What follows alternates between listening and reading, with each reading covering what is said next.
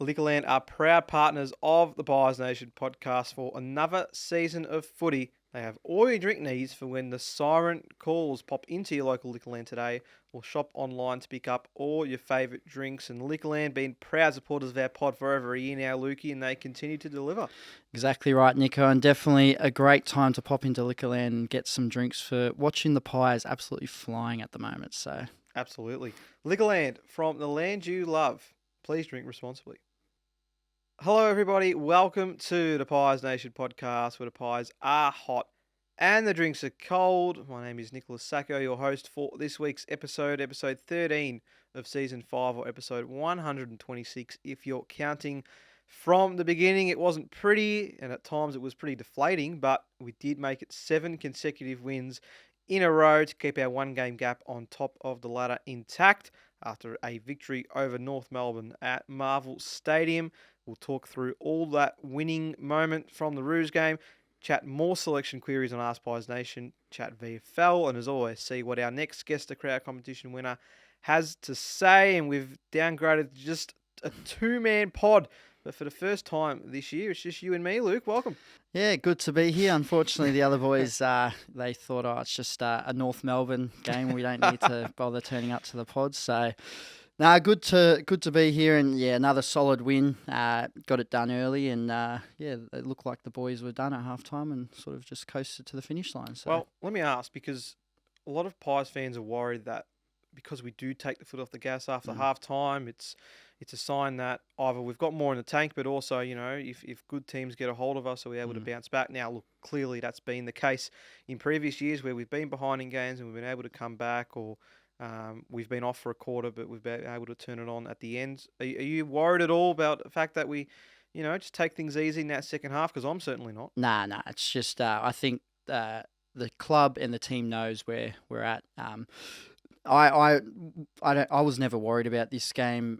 Sort of 10 minutes in, I was like, yeah, this is done. And I reckon they would have been feeling the same, and sort of really took the foot off the gas probably midway through the second quarter, and then definitely into the second half. Not taking anything away from North, I thought they put up a really good fight in that second half to make it a much more competitive game. And got their game going a bit more so than us, but no, not a worry at all. And I think we're in a position now where we can sort of start to manage games a lot better, manage players as well. So, no issue with that. Even though Fly's not a big fan of that, he said, I think, in his press conference yesterday after the game, he's not a huge fan of managing players. He says that, but I'm sure a few will be getting managed, whether that's not playing at all or going rotating through the sub when we can do that. But yeah, we'll be managing a few, I think. That was the rumour, that we were going to manage some of our older players through that sub, and we saw Hoskin Elliott be that person. Unfortunately, had to come on a lot earlier than expected, which we'll get to. But yeah, I don't mind that. I mean, I think if it does rotate it around a little bit, I mean, we've got a bye coming up as well. So it's an important stage of the season, not necessarily for us in this situation to get wins on the board, but just to ensure that everyone's fit and primed for the back half, where it's going to be really important for us to bank those victories. So yeah. And we'll get to the milestone man still, but I had a feeling like today, like just thinking about it, and I'm like, it's not the worst thing in the world that he's. Hopefully, we haven't heard or been confirmed with the severity of it, but it sounded like it was going to be more on the minor side. But it's not the worst thing in the world for him to have maybe a month off and get himself sort of ready for that back end of the year, because he's going to be so crucial when it comes to those big games in September. 100%. They were pretty confident it was a low-grade strain, so we'll see where that goes. Let's start, though, with the Pied at court. Your eye, as always. Lukey, we'll kick things off. Where were you going this week? I'll go with, he does catch many eyes a lot, but he's been pretty quiet this year. But Jack Ginnivan, he was the Pied that caught my eye. I thought he would have been disappointed with. He's been the sub a couple times, and then last week got on only for about 10 minutes, had the one touch, couldn't make an impact. Obviously, the game was over as well when he got on. So he would have been hoping to get a full game this week. He did, but also make a bit of an impact, and that's exactly what he did. He had the 2 goals, got himself involved up and down the ground in different ways than normal. And I think with a bit of he's been copping a bit over the socials that I've seen that people aren't so sure that he's a part of our best 22, and I think he just showed a bit yesterday that don't just throw him out because he's sort of an easy target. He's got a lot to offer to this team. So, yeah, I was happy with his game. What about you, Nico? Yeah, he did prove it, I think, because there were sort of comments ranging around, well, he's got nothing else to give other than goals, but 9 score involvements, which was an equal game high, and outstanding to see Guinea get involved in that sense, not just kicking them himself, but setting it up behind the scenes, 15 touches and then 3 marks inside 50 as well, which were pretty pivotal. The player that caught my eye was a man that I think has stopped flying under the radar after an equal career high 35 disposals, and that's Jordan the goalie. He was outstanding, took the game by the scruff of its neck in the first half, and that's all that really needed to be done to ensure that the Pies got the win. Game high in metres gained, 589, a game high in inside 50s. He finished with 10 as well as 5 clearances, 15 contested possessions, 6 marks, 4 tackles, and 6 score involvements. We knew that he had been building.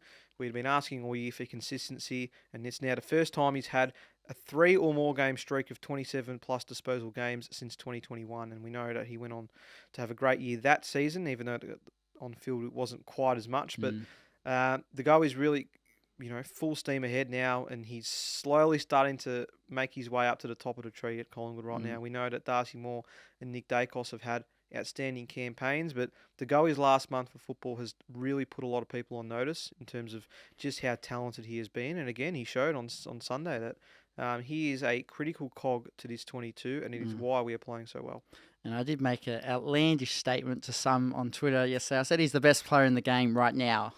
So he obviously we've been a part of his journey for his whole career as Collingwood supporters, and been calling for that consistency to come. We knew he had that bit of flair, bit of brilliance, but just that consistency. He's obviously had the midfield time this year and been able to hone in on that consistency week in, week out. And now you say the first time in a couple years that he's had the 3 games over the 27 disposals, but it's his impact around the ground elsewhere, metres gained, score involvements as well.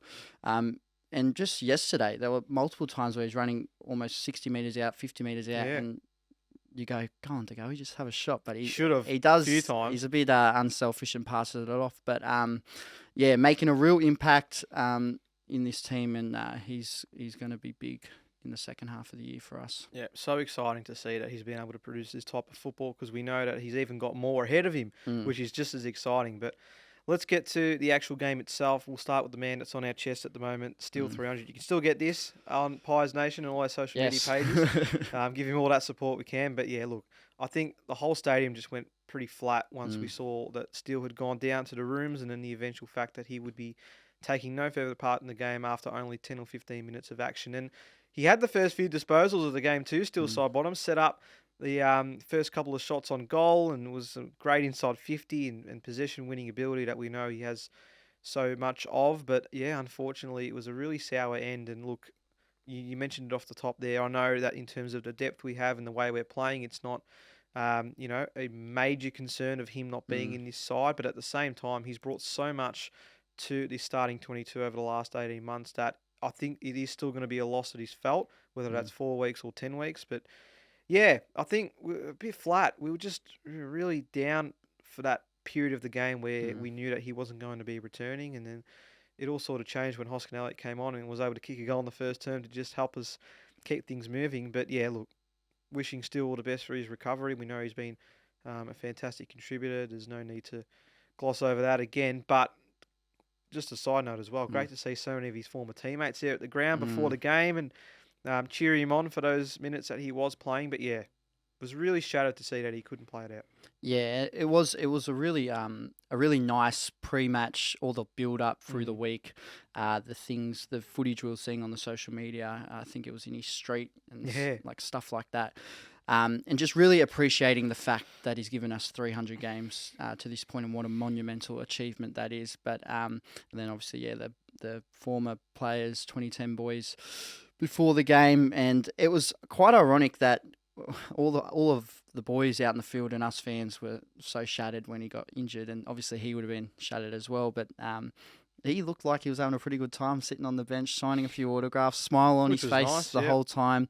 And I don't know, like, he kind of got to enjoy his milestone game without having to worry about playing. He just got to sit there and chill out, and he had the family on after the game and still able to sing the song and all those nice things. So, yeah, it sucked that it happened, but it sounds like it's on the very minor side, and hopefully we'll get him back in the next month or 6 weeks. Yeah, fingers crossed it'll be soon, and we'll have a nice AskPiesNation segment dedicated to his replacement later on. The other milestone man, of course, was Mason Cox, and we're still going down. All eyes are on him to ensure he was able to get on the scoreboard, and he was able to finish with 2 goals in the end and put in another solid outing.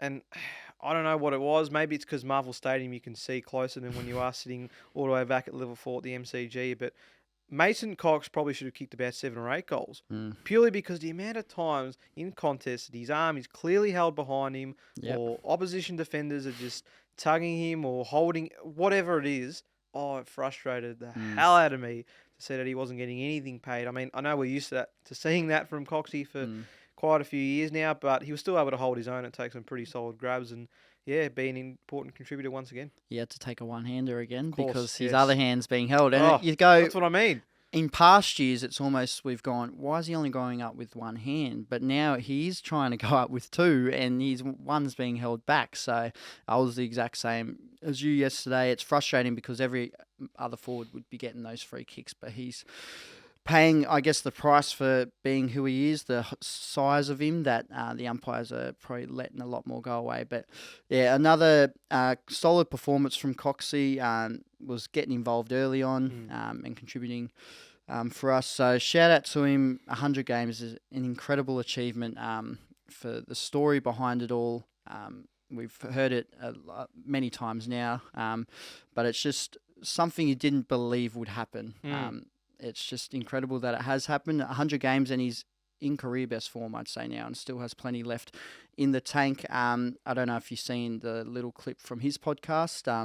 I think it was, I don't know who, it might have been when he had Cloak on, but he spoke about Fly and the inside on the repay jumper. Fly, yes. And the story behind that, and it's just the full circle of it, and you just go, God, this is going to make a really good documentary if things go to plan towards the end of the year. So, not looking too far ahead, but there's some fantastic stories that can come from this little early period in Craig McRae's coaching career, and Cox is one of them. So, yeah, shout out to Coxie, another solid performance yesterday. Before we get to some more individual contributions from Sunday, from a team point of view, we were just able to play our natural game really in that first half. Scored 66 points from turnovers, which we just love to punish the opposition, and we did so again. Most of those coming in the first half. The fact that we've been able to win tackle counts and having such comfortable games is astounding. Only 2 Collingwood players didn't lay a tackle on Sunday. We had 18 more tackles than North, and our average tackle winning margin is almost 10.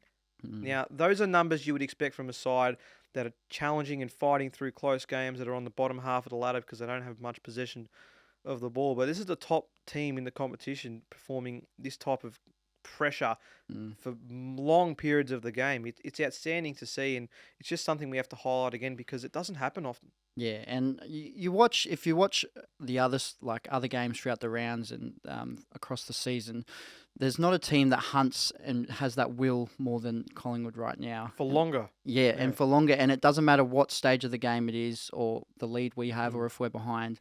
The belief this team has and the will to go with each other, the little congratulations and hugs for defensive efforts. And Paddy Dangerfield was on the commentary team yesterday and he lauded that, loved it.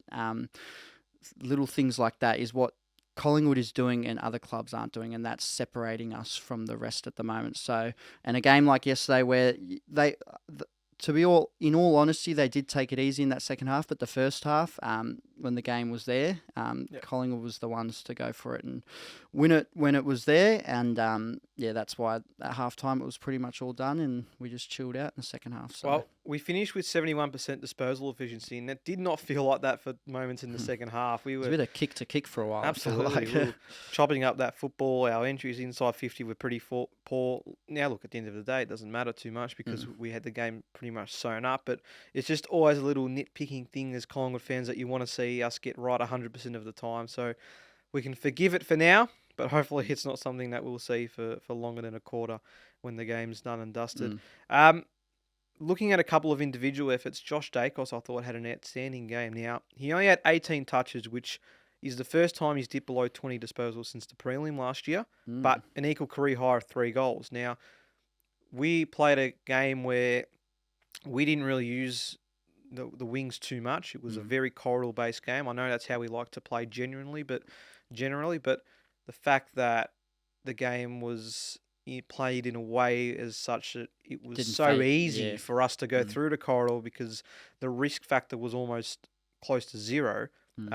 Dakes didn't have to do too much on the outer side, but what he was able to do was kick 3 goals, 2 of them coming really important stages where North were getting on top, and they were both in similar fashion too, just playing on and kicking from either just on or just outside 50 metres. But I still thought with these 4 tackles as well, he had a terrific game. Yeah, and just the 3 goals for a winger, you'll take that any day of the week. So, like you said, the game, it wasn't played in favour of a winger or an outside runner, but Dakes was able to still impact and, kick those goals at crucial times. And his just goal sense is obviously his father, magical, but Dakes is doing him proud at the moment, and another one who's in career best form. And his brother Nick's just had a lazy 32. Nothing to talk about there. No one's mentioned it. 84% disposal efficiency, an equal Collingwood high of 7 clearances, 4 score involvements, 337 metres gained. And we talked about a second half where we looked lacklustre. Well, that third quarter, Nick Dacos had 13 touches. So 13 of his 32 came at a time when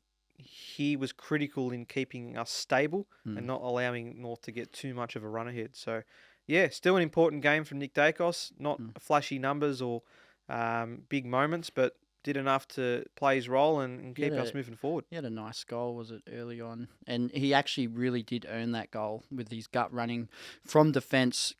That I think he started the chain of play there, and then ended up with the reward with a shot on goal inside 50 and went back and drilled it. So, another nice game from Nick. I thought Darcy Moore's game as well.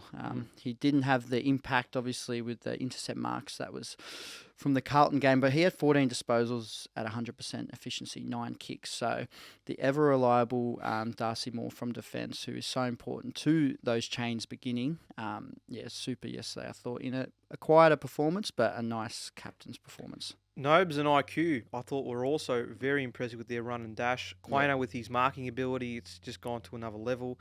Noble's decision-making almost flawless, finished with 404 metres gained. So those two playing off half-back has been a dynamic duo.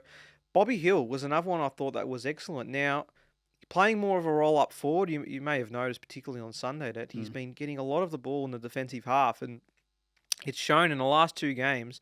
He has spent an average of 49% of time in defensive half after an average of just over 25% in all games prior to the Carlton clash last week. Now, when he came across to the Pies, I did mention that he was looking for some more midfield time. And now, obviously, he's probably not getting a midfield minutes in front of a lot of those players. But what he's been able to do is provide an option on those outer sides when necessary and start some runs that more often than not didn't look like they were going to occur, but he was able to create them out of nothing, and he did so a few times again on Sunday where he was able to get that ball moving forward when it just looked so stagnant ahead.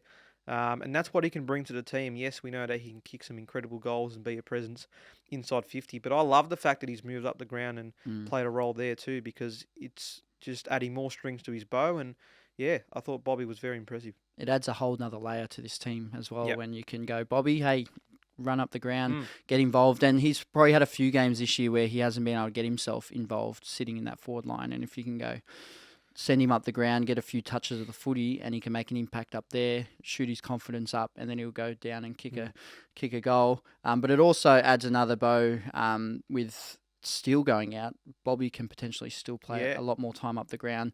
And maybe the change that ends up being made isn't necessarily one for Steele, but one, say, a Frampton comes in and then Bobby plays a lot more time up the ground, sort of replacing that Steele side bottom role. So, I thought he was excellent as well. And as long as he can get himself involved in games when he's struggling a little up forward, he's happy with him. Well, we can see that that's what he'll do now. Mm. And when he isn't getting the ball as much or it's been a bit dry in the forward half, he can move down back and be very important for them too. Oscar Elliott, another one, coming on as the sub, as we said, a lot earlier than we would have liked to see him on, but was able to get on the scoreboard straight away. Do you reckon he was happy? He's like, I'm just going to chill for 3 quarters and just come on and have all of a sudden. And he plays a full game, essentially. So, but no, he was very good. Yeah. And a nice, for a managed performance, he was awesome again. And it was funny because he's been so often the whipping boy, but when he was made the sub, it was like there were so many people disappointed and upset, and it was kind of like, no, just stressing that, no, it is just a managed type situation, but it's nice that he's getting a few flowers at the moment because he's been one that always puts in 110%, and it's coming to fruition at the moment for him. So loving the way he's going about it. Would you say he's almost in career best form playing the way he is right now? I reckon almost every player in this side at the moment is in career best form, but he's one. And I think, obviously, I don't like the downhill skier term that has been thrown at him, but it can be thrown at a lot of players. But he's definitely one that in a side that's playing well, he's always going to be looking a lot better because that suits the style of player that he's getting a part of the offense, using the ball well up and down the ground. But what's impressed me and probably you the most this year has been a lot of his defensive work and gut running. So, I would say, career best form for him. Being an important link player for us, that's for sure. Yeah. Any other notes to take out from the game? I mean, a very hard one when it was sort of done by the first half. Not a lot happening in the second half. We let Larky have a bit of love as well up forward. He was able to kick 5. We always let the big key forwards. That's all right. And I don't know if it's an issue to look at in terms of, maybe we are still a key back down going ahead, or is it just that we put the queue in the rack? We obviously have Frampton to come in. Thought Markov again proved that he's going to be hard to take out. He doesn't have big numbers, but his confidence is sky high at the moment. He's taking the game on, and he's another one that maybe in a not so great side he's not going to look the best, but when he's in a side that's playing as well as we are and the style of play that we are, he's able to take the risks that he does, and they might not always pay off, but when they do, it's going to be ultra damaging for us. So, he's one he's going to be tough to get out of there with the guys we got coming back. And it was the discussion we had last week. How do you take these kind of fringe ones out that are playing so well? Brought a lot of discussion that topic last week, didn't it? A lot of hate mail and viral on TikTok. We've got to have opinions here. We're not just going to stay safe. A lot of comments taken out of context as well to whoever put that reel together. I've been slammed pillar to post. No, that's all right. You back it up. That's okay. One thing that affirmed to me watching on Sunday is, geez, I hate playing at Marvel. I don't like it. It's not Collingwood. And I know it's our home game, which is also a bit of a pain when we're playing a side that plays there every second week too in North. But it's just a big bugbear of mine. I don't like going out and watch us play. So thankfully, it's only a few times this year. It's dead. It feels dead there. The atmosphere is nothing like 38,000, I think, in the end we had. Yeah, it was 38 or 39. But we were expecting, it was sold out, so we were expecting 48, 49. But it's and it's cold there with a roof. How is it so cold in there? And to get out of as well. Good luck getting out because everyone's going the same way. One way out, one bridge. It's train. It's actually probably not safe. So hopefully we can move away from there in the coming years. But do we have one more there home? Is it one more home or two more? I think we got the Bulldogs there as well. So that's going to be a big game. It's the Friday against Brisbane I'm not happy about. That is, I agree. That's got to be moved. That needs to be at the G because that'll get 80,000 at the G. One man we haven't even mentioned yet, we probably should, is Tom Mitchell. Should probably give him a shout out before we move on as well. 29 disposals at 79% efficiency, 8 marks, which was an equal Collingwood high. 6 tackles, 7 score involvements, 4 inside 50s, and almost 350 metres gains. Just another one that's just going about his business, and he's giving us a lot in the middle and going forward. Yeah, he's just having fun, I Yep. think, at the moment. He's obviously is working hard still, but it's not all reliant on him. Like it was at Hawthorn. Like it has been in the past few years for him. So I think he's just having a lot of fun, and he's getting a lot on the outside as well still, and able to use the ball pretty well, get involved inside 50 as well. So he's, probably another one that's obviously he's probably not in career best as he did win a Brownlow, but he's probably having the most fun he's had in his whole career. So yeah, good on Titch. Yeah, you're right. It's not that reliant of him to go get 35, 40 touches a game and win the game for a side. So great to see Mitchell settling in nicely. Let's get to our votes now, as we do with Sunday games. The last time we have to do this with the Sunday games, we give our fans a bit more time to get those votes in. So if you're listening and they're still open, make sure you get in. Not long to go before we put those And the votes leaderboard out. is swiftly changing up the top. Absolutely. It's exciting. And after Sunday's game, it might be even more so. So we'll keep an eye on how that one resolves. But I can tell you that 87% of the 3 votes have gone to Jordan De Goey. So pretty standard. I think we will be pretty similar. So, Lukey, who have you gone with? I have the one vote for Guinea. Like I already mentioned, I loved his performance and thought he deserved a vote. And if he can continue to bring those kind of performances, he's another one that you're not going to be taking out of this side. 2 votes, Josh Dacos. Again, we've spoken about, but 3 goals for a winger in a game that didn't suit a winger is a phenomenal effort, and continues his great season. And 3 votes, Geordie De Goey. That's as good as I've seen him play, I reckon. Yeah. It wasn't the biggest game in history, but he just made his mark in that. And that's the type of performance we want to see against the big clubs down towards the back end of the year. But Which he's proven already. He has proven. But that's the expectation now. But his consistency is just through the roof at the moment. And yeah, I reckon he's sneakily moving his way up the Brownlow predictors at the moment. So keep an eye out. Could be tight for Dacos and De Goey at Brownlow. How does that sound? Yeah, that'd be a pretty good year, wouldn't it? What it's going to do is make the Copeland Trophy count pretty interesting too by season's end. So we'll see how that goes. Pretty similar to you. I did give one to Tom Mitchell for his 29 disposal game. I thought he was very important in the middle and ensuring that we were able to win that ball out. Josh Dacos gets 2. Like I said, 18 disposals, which isn't high compared to what we've seen from him so far this year, but was able to deliver in the forward half and help us get that victory, as did Jordan De Goey, who was clearly the man with the 3-vote game again this week. And yeah, thought he was outstanding for us. But we've got plenty more still for you on the other side, including AskPiesNation, Guess the Crowd, and a nice little VFL wrap-up. So we'll be right back. This halftime break is brought to you by Liquorland. Liquorland have all your drink needs for when the siren calls, like Smithy's easy drinking beer cans, available in singles, 6-packs, and slabs of 24. Easy drinking beer cans, Lukey, not a bad idea. Well, I do love a beer, so if it's easy, I'll definitely have to check those ones out. So thanks to Liquorland for that. Pop into your local Liquorland today or shop online and click and collect in just 30 minutes. Liquorland, from the land you love. Please drink responsibly.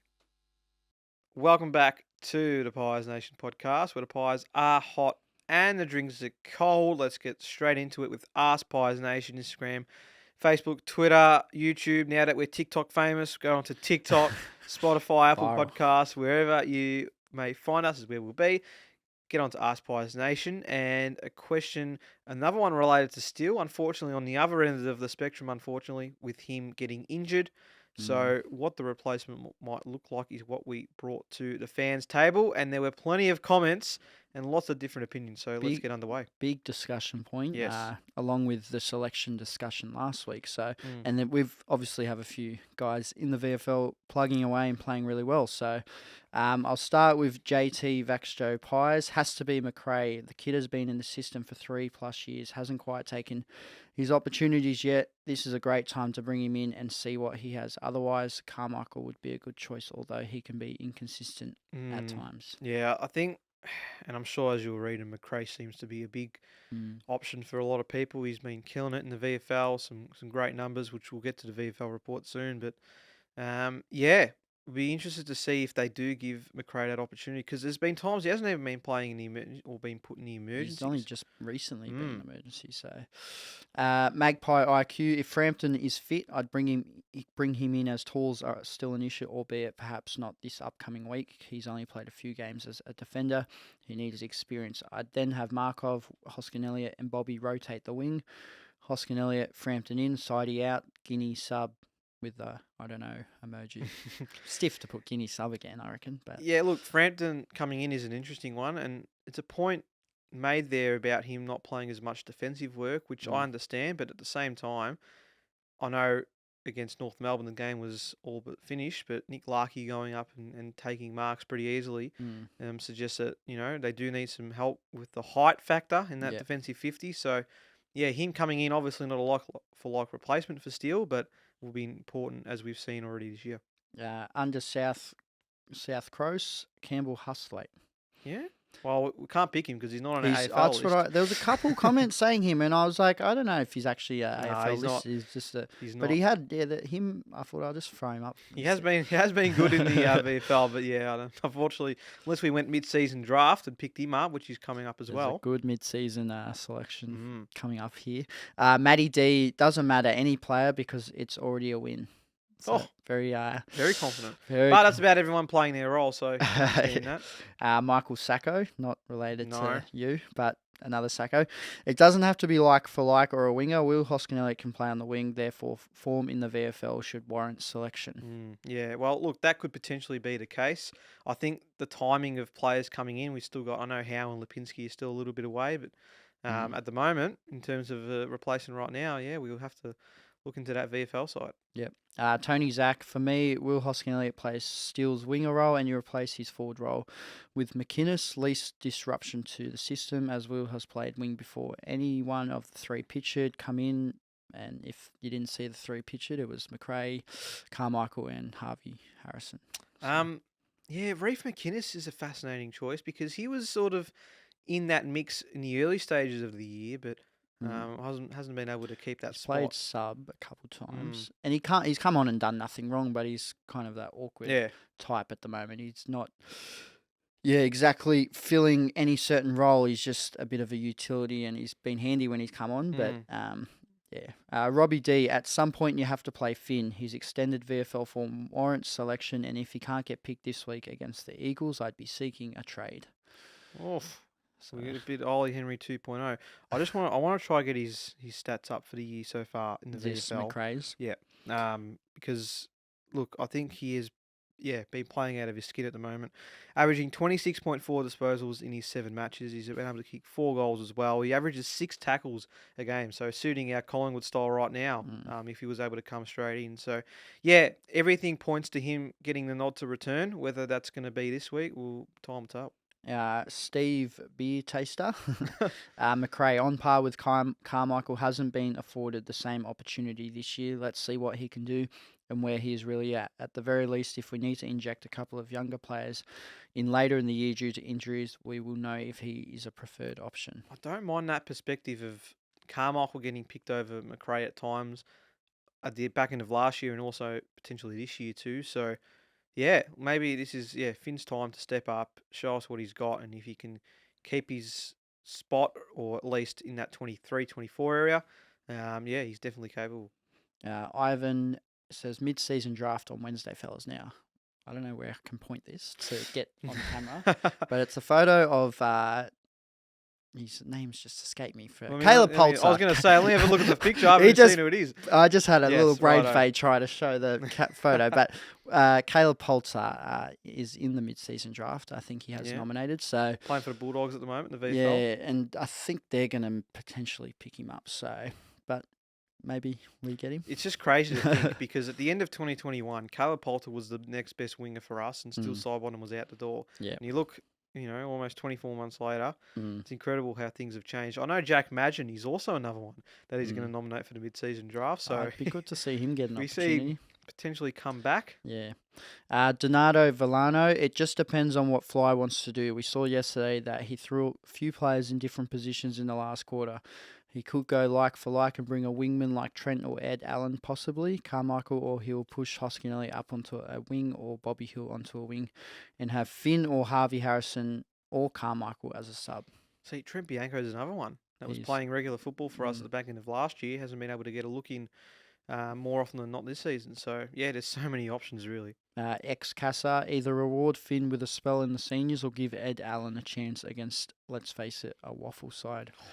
And see how Highly he rated copes. Ed Allen, though. Yeah, he's got big raps on him. So I'm trying to see if we can get a... Oh, this is a funny one. Right, Camping Adventures. Kami, get the army in full voice. Oh, Kami Army. Yeah, not mine. Camp Bella, got to be Carmichael, dominates in the twos Yep. every week. McRae stiff, but reward dominance. John Calabro, while Finn has been playing well, I feel him and Sidey are two different positional players. I don't think Finn has the tank to run all up and down all day and down on a wing. I'd give Allen a gig purely just on a positional standpoint. I think it won't be long before we see him debut, though. As we mentioned, there was so much hype about him coming into the draft. He was a slider. He was expected to go much higher before we were able to pick him up. And, yeah, look, maybe back in WA, we know his dad played at Fremantle. So, hey, who knows? That could be a sneaky pick. Remember, we picked John Noble for his first game in Perth in 2019. Look how he's going. So. Mid-season draft. So, yeah. That is it for AskPiesNation. Awesome. Well, let's continue to get involved with AskPiesNation, Instagram, Facebook, Twitter, YouTube, all our social media pages. Be sure to keep an eye out for the post each Monday to ensure you get involved with AskPiesNation. Now, let's get to our Guess the Crowd and margin winners. We'll start with the shout-outs for our tipped margins for this week. Coleman G, 35. So, we won by 35. Ross Martin, shout out to Ross. And Carrie Lucky, 35 as well. So, not many, but a lot were predicting pretty high. It's hard because it's one of those games where you either see a lot of guys go really low or some people want to go real high. I saw a couple of 100-plus point margins there. And, hey, at three-quarter time when we're up by 50 or so, it sort of looked that way. I was thinking, we're definitely on our way, but they slowed us down and put a few back. So they did. Well, let's get to our Guess the Crowd competition winner. So, as we always like to do, we seamlessly put our headphones on and make ourselves useful. Guess the Crowd, as we always like to do, so be sure to get involved in that as well. That is every game day or close to game day. Lukey will put out the post for our Guess the Crowd competition winner. We've got another Luke joining us. Yes, Luke Condick, if I'm correct, but he's a big follower on the Twitter. See him always on there having his opinions Collingwood related, so it'd be great to have a chat with him. All right, well, let's get him on the line and see what he's got to say for our latest Guess the Crowd competition.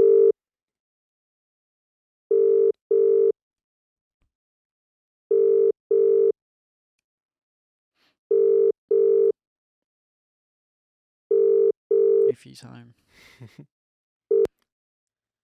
You have reached the... There we go. That's the second time that's happened this year with the gone to message bank. So we'll give him the benefit of the doubt and see if he's able to respond quickly. Now, some people might not know the process, but you always give him the rough time of when we're ready to jump on. He was second, to be fair. The winner was unavailable, so Luke was second, but he was only just behind. So we haven't got to the point where we haven't had anyone, because my process is I'm sort of cutting it at second, maybe third, because it starts to get a bit... It's a lot of work to find these people and contact them and get them to answer. So, well, what we can discuss very quickly before we see if he comes back on is the crowd situation. Now, I know you've struggled to get King's birthday tickets, but we've seen now twice where it's been deemed as a sold-out game, yet we look at the crowd and there's a good 10 to 20,000 that can be filled up. What's going on, and why is this the case? Because it's definitely not fair for supporters like us who want to get there, didn't get their tickets in time, and then see that there were so many seats that could be filled. Yeah, I don't know if the system of it needs to change. Obviously, so what's happening is general public selling out, but the members, MCC club, AFL members are taking up the rest of the allocation and aren't turning up. Well, there's would still be a majority of them turning up, but not all of them. And then those other seats just get left for no one. And I don't know how they can change that. Is there a way? I don't know, they've probably thought about it. It's just probably not possible, Mm. but it is frustrating when you're either having to fork out big dollars to try and get a ticket Yeah. because people know that it's sold out, Mm. or you're just kind of missing out because you've been a bit slow on it, and there's none available. You can't. I tried 2 weeks ago, I think it was, or a week and a half ago for King's birthday, and it was couldn't even get one, just one. Mm. And I'm happy to stand. Yeah, fair enough. And last time I said this, it was the Carlton game, and I was getting messages for offering me tickets. There you go. So we'll see what Hey, happens. standing's underrated. Standing I love is it good. sometimes. Standing, it feels like you're back at local footy again. You can duck to the toilet quickly. You can grab a beer quickly, and I honestly 110% prefer it over sitting up top, squished. I'm not a fan of that. So I was standing room in the 2018 prelim, and it was the greatest experience I've ever had. Now, obviously, we know the result, but it was more because you were surrounded by people. You could run up and down the stairs and high five to anyone and everyone. It was an insane experience standing. I reckon it was much better that I was standing rather than sitting out there. Yeah, it is a good vibe. So yeah, it's just you get a bit sore on the legs, but other than that, it is a good vibe. So I'll take anything that people have. Let's try one more time for Luke, and we'll see if we can get him on board. And yeah, hopefully we can get him on for some guess the crowd.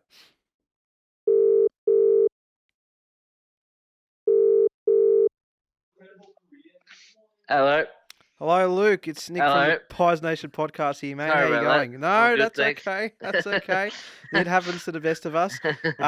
Thanks for coming on. Great to alright. have you involved. I wanted to get started with Sunday's game, of course, getting a nice win over North Melbourne. Were you there watching, and what were your thoughts on the encounter? Yeah, I was there. I was sitting near the Kangaroos cheer squad, unfortunately, and and it was a good 3 quarters, but scrappy ending. Yeah, g'day, Luke. It is. G'day. It's Luke as well. Great to have you on. I was just thank you. mentioning I see you a lot on the socials with your Collingwood opinions, so it's great to finally get you on. Tell us about yourself and a bit of your sort of journey as a Collingwood supporter. How did it start? Was it a family member or how did that become about? Pretty much brought up in a Collingwood family.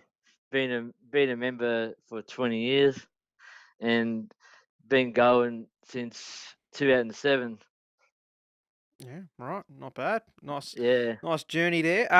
Tell us about the season so far and what you've made of Collingwood's incredible rise over the last 18 months to be in a position where we're comfortable on top of the ladder. What have you made of it all? Been very incredible, really. A few heartbreakers, a few games where you thought we were all gone and come out of nowhere, and but overall wasn't a start that I expected, but I take it nonetheless. What about I guess we could look at the last 2 years, but since you've been a supporter since at least 2007, what would be sort of a number one game or moment for you, being at the footy or watching on TV? Is there anything that really stands out for you? Probably the 2009 semi-final. Jack Anthony. Yeah, that is a good one. Jeez, that was a ripping game. I thought we had lost that one early on, but we're getting smashed, and then before we lost it with the mark, but then got a free kick out of nowhere. No, I was there. What are you talking about, Luke? That was definitely a free kick. Absolutely. Got his arm held. Oh, very good. We've had plenty go the other way, so we're allowed to have exactly that one. Before we let you go, Luke, what do you think about this Pie squad for the remainder of the year? Do you think we can go all the way and claim a 16th premiership? Yeah, I'm pretty optimistic, pretty hopeful, but I'm still taking it 1 week at a time because you never know with Collingwood. You don't want to get too confident because that's when things start to fall apart. So. No, that's why I wouldn't knock it back. That's why the lid is firmly on here on this podcast. Luke, thanks for coming on, mate. Great to get your thoughts as always. Thanks for having me. No, not a problem, Thank you, mate. Luke. Thank you. Thank you. No worries. Cheers. And there was Luke. We got to him eventually. So that was our Guess the Crowd caller. That could be you if you guessed the crowd correctly or close to it. So keep an eye out for the post in the lead up to game day by Lukey. Guess the crowd. And if you are closest to the pin, we'll get you the chance to come on and And join if you us on the think pod. you are closest, message and let me know and help me out because it is a tough little exercise trying to find the closest. So. No, well, you're doing a good job so Especially the Sunday games because I don't have much turnaround time. I've got to get onto it straight away Monday morning. So far. Oh, we don't have to worry about that anymore now. yeah, because we're off them. We're off the Sunday games, which is we're great. off the headphones as well. Yep, so. no, well done. I can't wait for the day that we get one that's right on the pin that gets the exact number. I'm really looking forward It to will that. happen one day. Yep. We've had some very close ones. It's been a bit interesting the last few weeks because the crowds haven't been where most people expected. They've been higher or lower, so by a considerable amount. So we'll see what happens for the rest of the year. Let's get to the VFL report. No Marcus here, of course. I will take over the charge, and unfortunately, our VFL side went down to North Melbourne to the tune of 39 points. At the AIA Centre, just weren't really in it. I mean, it was a close game at half time, but the Roos had kicked 4-10 to our 3-5, and pretty much from there, North Melbourne were able to take control. Aiden Begg was able to go up with 2 goals, but I believe he may have gotten injured as well, so we'll keep an eye as to where that stands. Trent Bianco, 27 touches, was our leading ball winner. Ed Allen with 22.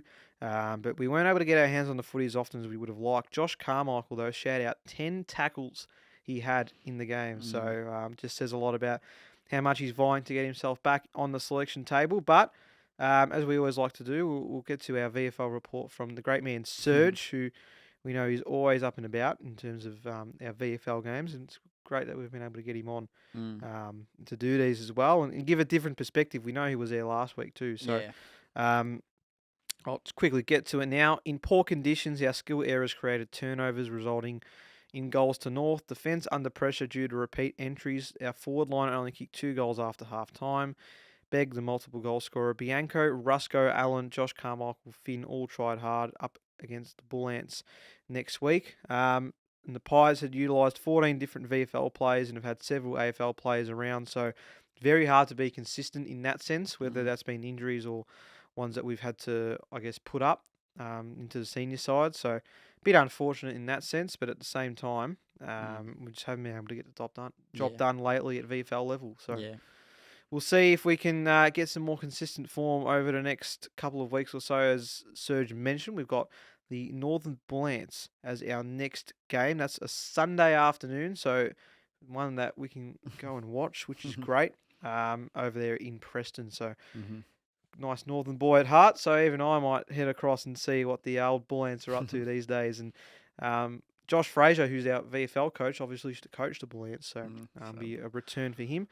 VFLW, unfortunately, the Magpies weren't able to get the job done over the Bulldogs. It was a bit of a shock loss, really, because the Western Bulldogs were second last on the ladder, while Collingwood had a spot in the top 6, so weren't able to get the win. Kicked 3 goals, 6 in the end, and even though we tried to mount some type of comeback in the last term, couldn't do so. So we are in 6th position, and we're a game clear of 7th place Carlton. So we're still in the top 6 at the moment, but we do play the winless Darebin Falcons this weekend. So hopefully some momentum to get back on the winners list. Absolutely. Wanted to touch on just very quickly because we heard the news on Thursday afternoon that our Collingwood netball side would cease to exist at the conclusion of the season. Collingwood decided to pull the pin on it. Made a statement with Craig Kelly, and look, we're not going to try and claim ourselves to be experts in this field, but we did want to touch on it, considering that the netball team had been around for quite a little bit. It was another one of those teams that had a lot of Australia Diamonds players come in, but unfortunately, it just hasn't been successful on the court and had been losing money, as we found out off the court.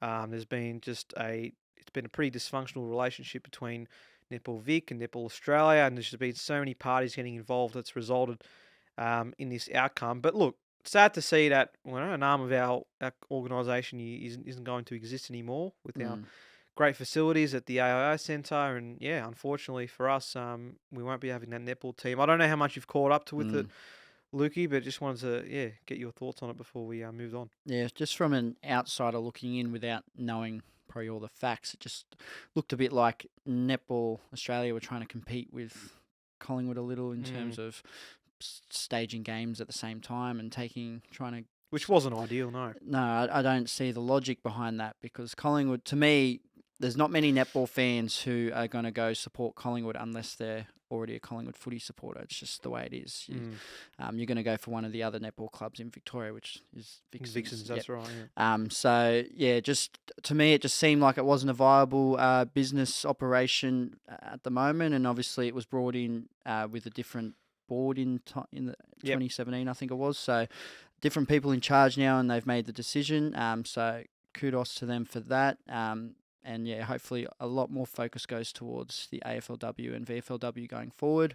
And yeah, all the best to the Collingwood girls who the players and the staff, staff as well. Yeah, hopefully they all find homes somewhere, and there will possibly be an 8th club coming back in anyway to replace Collingwood. So all the best to them, but it just seemed from without knowing much, so don't come for me, that it just wasn't a viable business operation. Well, let's hope that maybe one day soon that we can have the Pies return in a netball space, but hopefully with the last few games of the season coming up, they're able to put in some They had a win on the weekend, I've seen, after sort of it would have been a pretty big ordeal for the players, so to come out and have a win would have been nice for them to have a bit of celebration between them, and I seen they were having a few little TikToks and sort of that stuff, light-hearted stuff going around. So it seems they're all in good spirits, and all the best to them.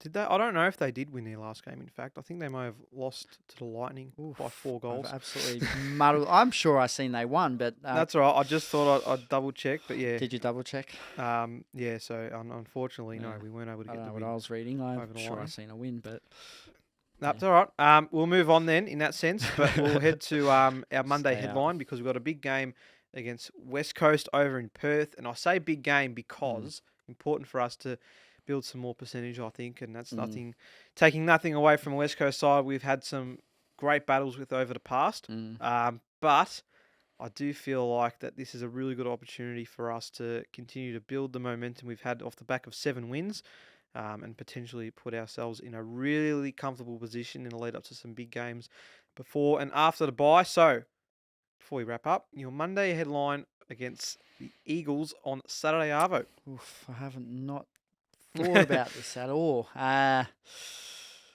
Pies go west and win by 100 plus. 100. Go on 100. When was our last 100 plus win? Good question. I actually don't know. I want to say it may have been a GWS or a Gold Coast when they first came into the comp. I can't think of. We don't have a lot of big wins, big wins. So, Pies go west and triple digit the Eagles. There's a headline. There you go. Off the cuff. No, that's fair enough. That's not too bad. What about yourself? Yeah, hard one because, I mean, look, I would expect us to put in a pretty big performance. So I might go a bit player-centric again and just to see.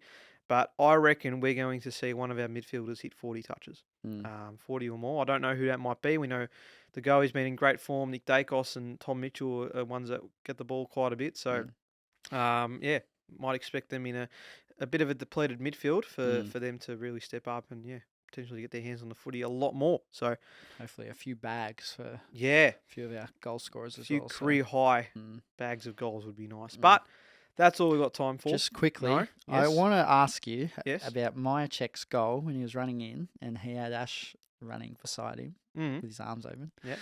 Now, if you're Myercheck, do you pass the ball or do you kick the goal? No, you kick the goal, mate. You kick the goal. I think I understand what you're saying. Look, unless it's a particular circumstance where it's a first goal or a debutant or a last game. See, to me, I felt like Ash was struggling to get into the game to that point. And a goal would have just been nice to get him. And he ended up getting on a few marks and a couple goals after that. But it was just, I felt that would have been a nice opportunity to get him into the game. And Myercheck done a little money symbol signal to Ginnivan, I think it was. So it's almost like they've got a bet riding who's going to kick the most goals or something like that. So he was pretty happy with himself, Myercheck. Look, you know what? I don't mind. We're a pretty unselfish team, I think. So in those moments when we get it's a good question to ask people to find out who they really are because you reckon you should have passed? You show them the footage and say, "Would you have passed that, or would you have kicked it yourself?" No, fair enough. No, well, maybe if that situation happens again, we might see which different players do pass it off. Yeah. But that's all we do have time for this week's episode. Luke, thanks for stopping by. No, thank you, Nico, and Well, not thanks to the No, other no one boys. else really to thank you. Let's hope we're getting our 8th win in a row next week. But until then, I've been your host, Nicholas Sacco. You have been listening or watching to the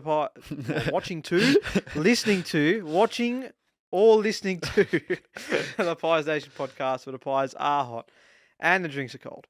Thanks for listening to the Pies Nation podcast, and thanks to Liquorland, who are proud partners of the show. Liquorland have all your drink needs for when the siren calls. Liquorland, from the land you love. Please drink responsibly.